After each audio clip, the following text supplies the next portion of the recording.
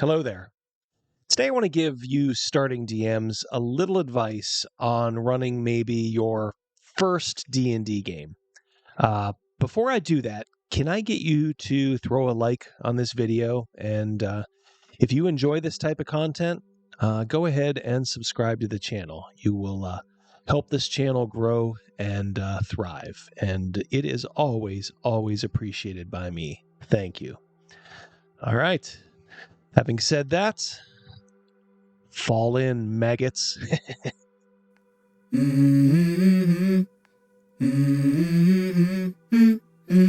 Let's go. All right. So you'll probably hear a lot of YouTube DMs. They're going to tell you, before the first game you ever run, just relax. Everything's going to be fine. Just chill. And, while you should not be hyperventilating, I'm going to argue some degree of nervousness is natural and maybe even a little desirable. I still get that feeling, and I've been doing this for a very, very long time, consistently over the last 30 years, and even before that, when I was a kid. So what you want to do is you want to lean into that energy. You want to use the adrenaline to fuel yourself for the session. And by the way, that feeling, that nervous feeling, honestly, kind of only lasts about a minute or two once you start. You'll be surprised how quickly you do settle into the groove. Okay, so now what's the most important thing to start with in that first session? Well, it's not necessarily the adventure you bought. It's not knowing every single rule that might come up.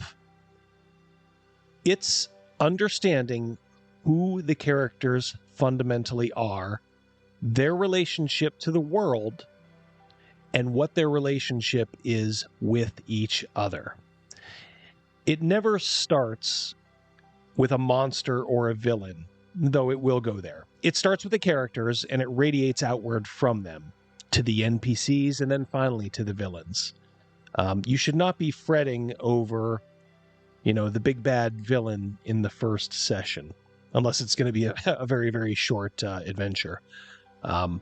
You can put that off just a little bit and devote a little bit more time to fleshing out the world for the PCs. I try to make at least one player's history a part of any initial game in some way. Maybe you use their family or their town or an incident from their past to include. Even just a rumor maybe of something that affects one of them. It kind of lets the players know that they're already part of the world right from Jump Street and that you're listening to them. Now, a few caveats here. Don't try to shoehorn every character's background in here to begin with. You don't need equity, as they say, to apply here. As a long-term plan, sure, resolve that you're going to try to give everyone a shot in the limelight and, highlight something from, their history. But if you try it all at once, it'll be a mess, and it's just going to be confusing and unsatisfying. So maybe just kind of pick the one that suits your initial adventure the best and go with it. The other players will make do with the world as you tell it to them, and it will be fine. Trust me. They're all going to get their turn. Occasionally, have a tavern or town dweller ask one of those other PCs where they're from. And, when they answer, maybe you have that NPC tell them that, hey, I've been through there, and I had a great time. Or, conversely, they had the worst time of their life. Maybe they found love there and lost it, or they learned a powerful lesson. Maybe even from someone the player character knew. And by the way, if you can't think of what that lesson is, just have the NPC look down and say that they vowed to let that part of themselves go. Boom. Now you have an otherwise irrelevant NPC who might have just captured the attention or even the fancy of one of your players. Later on, you can totally flesh out what it was that that NPC learned. You don't have to do it right away, but Little things like this give life to your world. So in essence, you're starting out small and you're building out. When in doubt, always do this. What comes next is sort of dependent on if you're using a pre-made adventure or not. If you are using a canned adventure, that's just fine. But never, I repeat, never run it as written. All that knowledge you have of your PCs before you've rolled any dice is going to come in handy here. Maybe change the location, to be of some relevance to the party. If there's a MacGuffin-like treasure involved, make it have some relevance to one of the PCs. Even if you have to pull one of them aside and say, hey, this thing that's rumored to be hidden in that dungeon is something you overheard your father's friend mention when you were a child.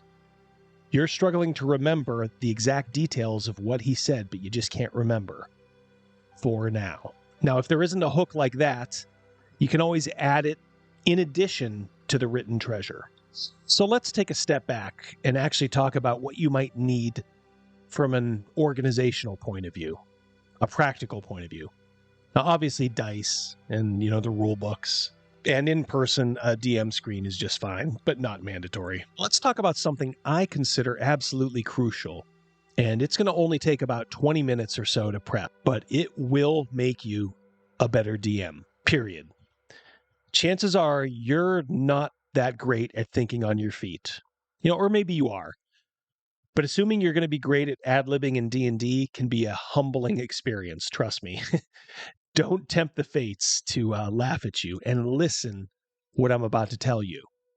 If you ignore everything else I say to you here and just do this, you're probably going to be fine. Trust me. Before your first game, there is a site called Fantasy Name Generators. It generates, you guessed it, names, NPC names, town names, tavern names, shop names. This site has every conceivable name generator for just about every genre of RPG.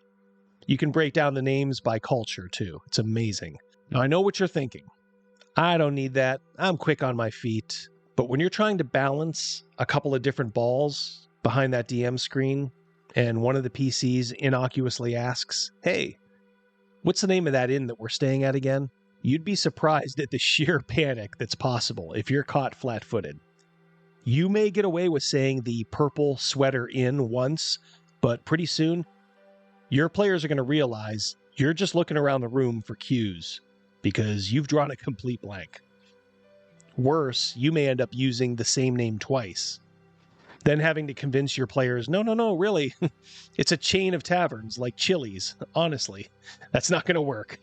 So instead, what you're going to do is you're going to make what I call your Bible or a cheat sheet. You put 10 male names on one side that you've generated, 10 female names on the other. And don't be afraid to keep clicking generate if the names don't sound right to you. Do it until you get 10 solid names that fit, the culture of, the world that you're adventuring in. And you're good to go. Now generate 5 tavern and inn names.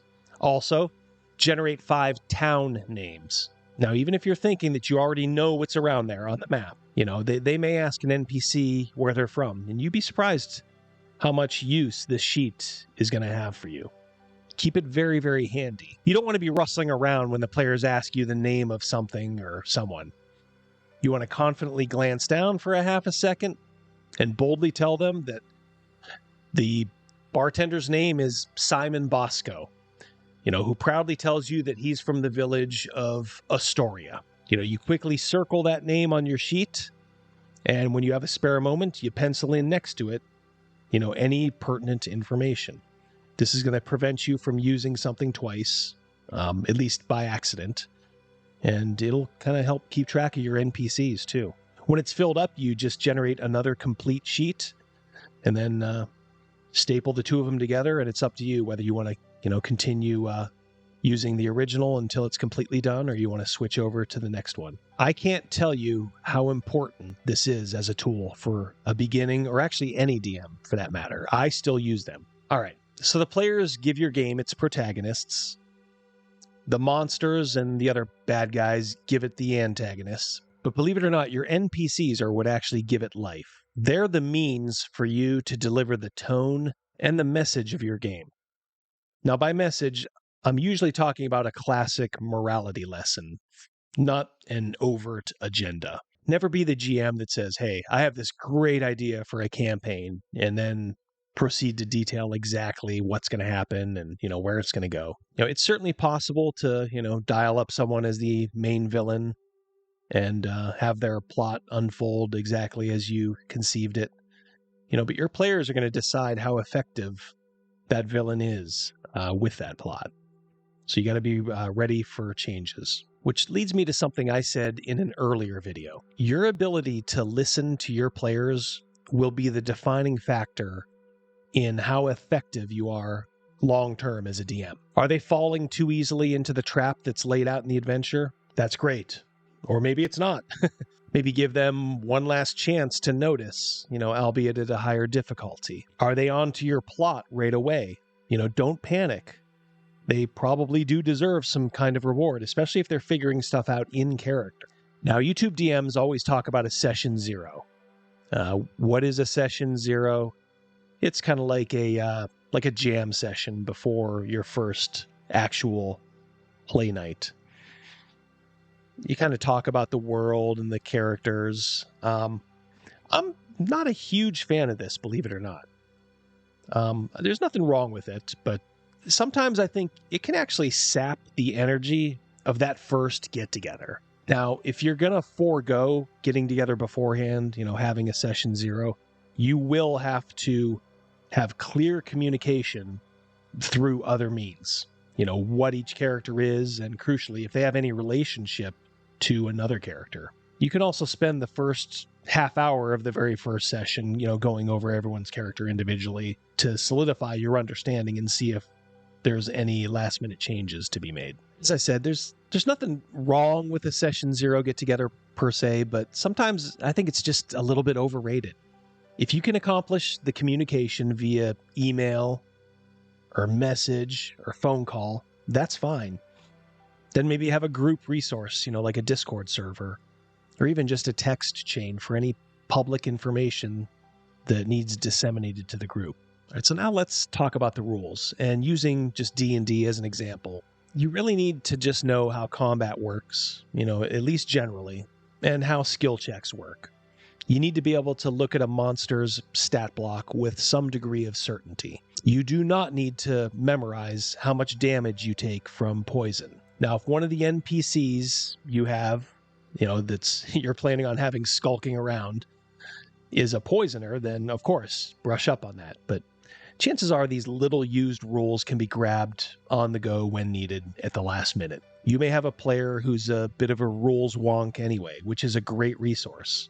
Tell them, hey, I'm going to rely on you for certain things.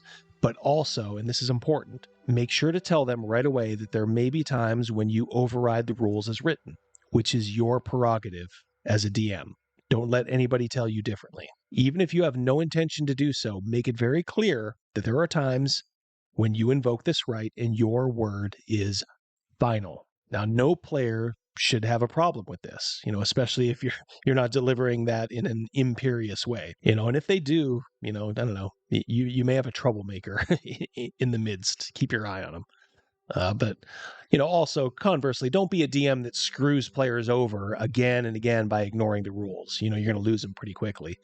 Generally, you're only suspending the rules or bending them, for dramatic tension, or if the players are going to have a needless death and it's not fitting to your world, then maybe do it there. Now, look, if you're playing like an OSR type game and it's like, hey, this is just the way it is, you die, then, that's just the way it's going to work. And they're going to have to understand that from the start.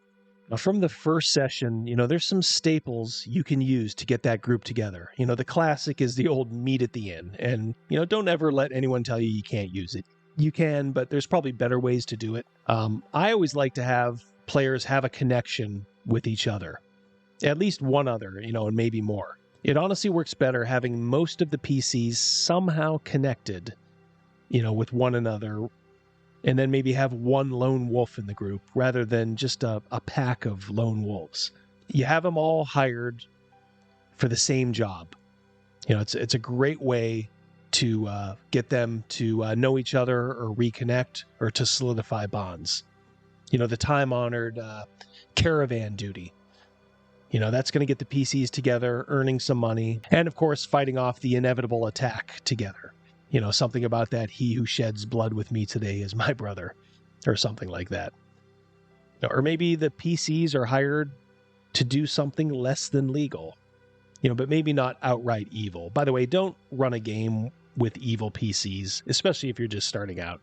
It's going to be a disappointment. It just is. A good first session where the players are together, getting to know each other, and they're actually rolling some dice and accomplishing stuff and doing things, even if it's just a perfunctory brigand attack, or they have to find a thief, who's been plaguing the town, something like that. That's to me the real session zero. They already are starting to have a familiar bond with each other. So if you're struggling with like an introductory plot or adventure idea, if you're not using a canned adventure, or even if you are, you're going to need to embellish things, at some point. This is where you have to mine your personal database. In some ways, your sizzle as a DM is going to be influenced by the amazing stories already told that you can retell without the players noticing.